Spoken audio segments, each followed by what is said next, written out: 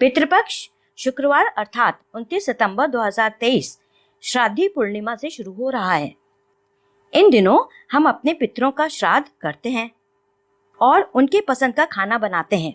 सबसे पहले उस भोजन से हम गाय, कौवे और कुत्ते का हिस्सा निकालते हैं। माना जाता है कि इनको खिलाने से हमारे पितरों को तृप्ति मिलती है। आज बद्रीनाथ धाम के जाने माने पुरोहित पंडित कामता प्रसाद शर्मा जी ने आप लोगों के लिए छोटे और सरल तरीके में घर में पितरों का श्राद्ध विधि बताया है। चलिए गुरु जी की आवाज में ही हम तर्पण विधि को सुनते हैं। हरि ओम नारायण, नमो नारायण, जय माँ, जय भगवती, जय गुरुदेव। देखिए, आज जो है अनंत चतुर्दशी और कल पूर्णिमा अर्थात पितृपक्ष प्रारंभ होने जा रहे हैं। और पूर्णिमा का उन लोगों के लिए किया जाता है जिनकी देह से आत्मा निकल जाती है, व्यक्ति जो नामधारी होता है। अब कुछ चीजें मैं बता रहा हूं आप लोगों को, पितृपक्ष में इन बातों का विशेष ध्यान रहे। सबसे पहले अपना नित्य कर्म जैसे ध्यान, पूजा, रोज की पूजा आदि होती है, ये जो भी आप कर रहे हैं अपने घर में, मंदिर में, ये कदापि न छोड़ें। मंदिर जाना भी नहीं छूटेगा। हाँ, सारी जो नित्य कर्म आपका है, कहने का मतलब ये अवश्य करते रहें। आप पितरों के नमन कर रहे हैं। ये पितृ केवल 16 दिन के लिए हमारे पास आ रहे हैं, जबकि 365 दिन देव का रहता है। और इन 16 दिन में भी एक दिन अपने पितृ के नाम पे है। तो चलिए, पितृभ्यो देवेभ्यो नमः। सबसे पहले हम इनको जब याद करते हैं तो तर्पण शब्द है। तर्पण में तृप्त करना। श्राद्ध आदि की में कई चीजें होती हैं, पिंडदान होता है, फलाना होता है, जिसे, लेकिन तर्पण तो परम आवश्यक है और हर समय किया जाता है। तर्पण में कुश की पवित्री, कुशा, तिल, जौ, चावल, तुलसी पत्र, दूध, चंदन, धूप आदि लिया जाता है। और जब ये सामग्री आपके पास हो तो पहले आचमन वगैरह कर लें। ओम केशवाय नमः, माधवाय नमः, गोविंदाय नमः, और अपने पर जल छिड़क दे।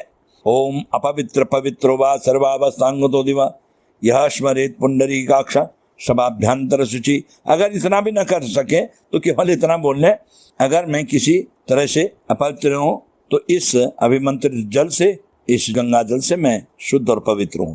फिर हम पितरों को नमन करते। अनादि निधनो देवा शंख चक्र गदाधर अव्यक्त पुंडरीकाक्ष पितृ मोक्ष वरदो भवाः।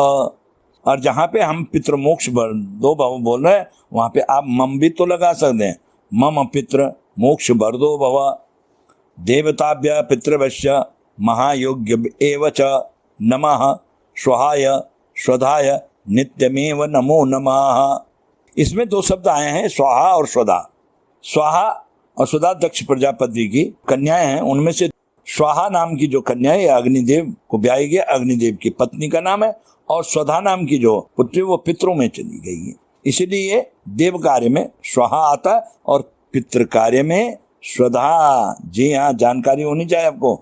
इस तरह से पितृपक्ष में ही नहीं, हमेशा ही हमें अपने पितरों को याद करते रहना चाहिए, क्योंकि आज जो भी हमारे पास है या आज हम जो भी हैं वह केवल और केवल पितरों की देन है। इसलिए श्रद्धा से उन्हें याद करिए, श्रद्धा भाव रखिए, क्योंकि कहा गया है श्रद्धाया इदम श्राद्धम, अर्थात जो श्रद्धा से किया जाए वही श्राद्ध है। और श्राद्ध पक्ष में आप अपने माता पिता के अलावा दादा परदादा, दादी परदादी, चाचा ताऊ, भाई बहन बहनोई, मौसा मौसी, नाना नानी, मामा नानी, गुरु गुरु माता, ससुराल पक्ष में सास ससुर आदि सभी को, और अंत में भीष्म पितामह को भी तर्पण किया जाता है, जल दिया जाता है। अब चलिए, श्राद्ध पक्ष में तर्पण विधि। आपके घर में गमछा तो होगा ही होगा, जिनके पास जनेऊ नहीं है वो गमछा रख ले, कोई रख ले, उससे भी कार्य हो जाता है। तो श्राद्ध पक्ष में तर्पण की बहुत ही सूक्ष्म और सरल विधि ये आप लोग।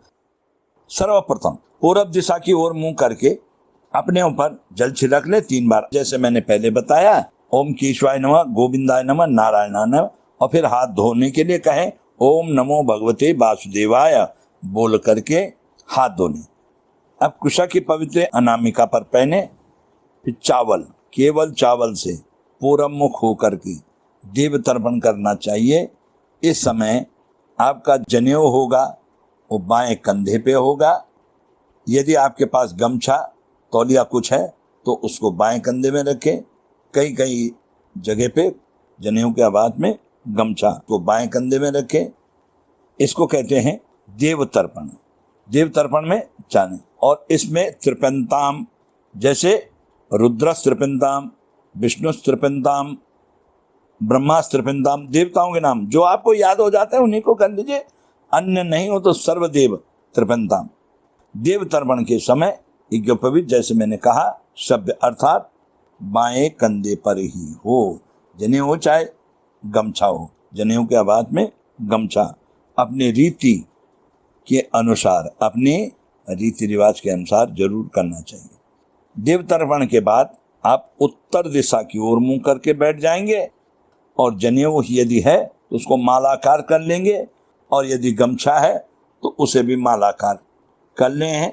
इस तरह से करके फिर कुश के साथ जल में जौ डालकर देव ऋषि तर्पण आदि करते हैं, वहां भी त्रिपंताम कहा जाता है।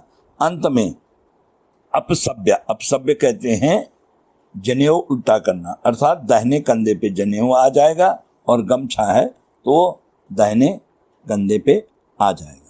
इसमें दक्षिण दिशा की ओर मुंह करके पैर को मोड़ लेते हैं, और अगर नहीं भी ऐसा करते हैं तो बायां पैर नीचे रखें और दाहिना पैर खड़ा कर दें, और उस पैर के अंदर ही आपका हाथ होना चाहिए, इस बात का विशेष ध्यान रखें। ठीक है, तब हम पितृ तर्पण करते हैं।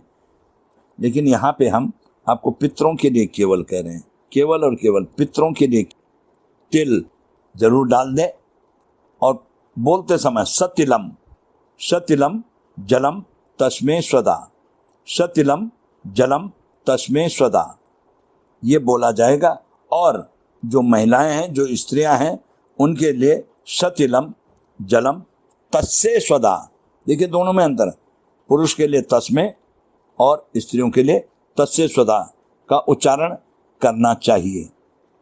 इस प्रकार देव ऋषि तर्पण करने के बाद परिवार या समाज में भूले भटके या जिनके वंश में कोई न हो तो ऐसी आत्माओं के लिए भी तर्पण कर देना चाहिए। ऐसा करने से अपने कंधे में रखे हुए गमछे के कोने को थोड़ा सा काला तिल आदि बांध करके और जरा से उसको निचोड़ लें, ठीक है ना, अपनी बाईं ओर। इसका तात्पर्य यह होता है कि हमारे शरीर या कहीं से भी कोई वंचित रह गया हो तो ऐसी आत्माओं के लिए भी तर्पण कर देना चाहिए।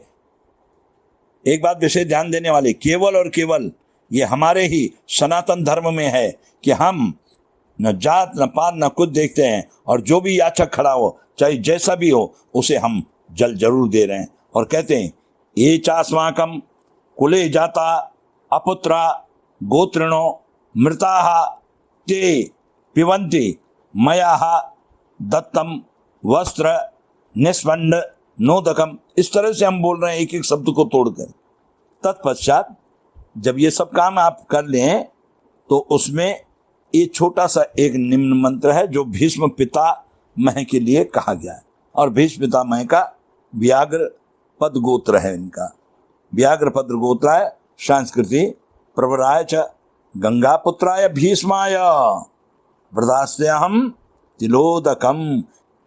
इस तरह विधि पूर्वक तर्पण हो जाता है, और फिर तर्पण के बाद यदि आपको पितृपक्ष में कुछ अन्न जन्न इत्यादि काग बलि गौ बलि स्वान बलि आदि होती हैं तो ऐसा कर लिए, अपनी क्षमता अपने समय के अनुसार करें। ये तो रहा आपको बहुत सूक्ष्म से सूक्ष्म सरल छोटा सा विधान।